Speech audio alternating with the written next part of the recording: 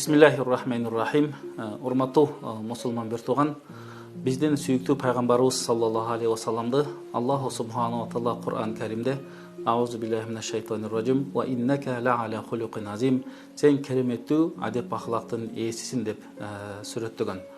Пайгамбарыбыз саллаллаху алейхи ва салламдын жашоосунда өзүнүн кулк мүнөзүн Айша энебизден сурашканда, Айша энебиз пайгамбарыбыздын кулк мүнөзү Кур'ан эле деп жооп берген.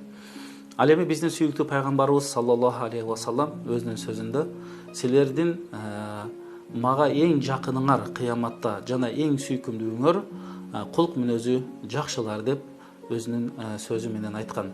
Мына ошондон урматтуу мусулман бир тууган, баарыңыздарды Кыргызстан мусулмандар дин башкармасы жана Кыргызстан Ислам университети өткөрүп жаткан окуган муун жаркын келчек аттуу китеп конкурсуна чакырабыз.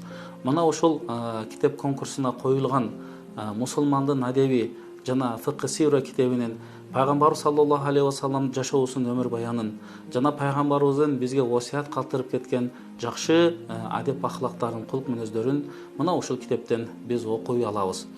Мына ушул китеп окуу конкурсуна баарыңыздарды чакырмакпыз. Ушул берекелүү китептерди окуп, акыл казынаңыздарды жана жан дүйнөңүздөрдү байытып кетиңиздер.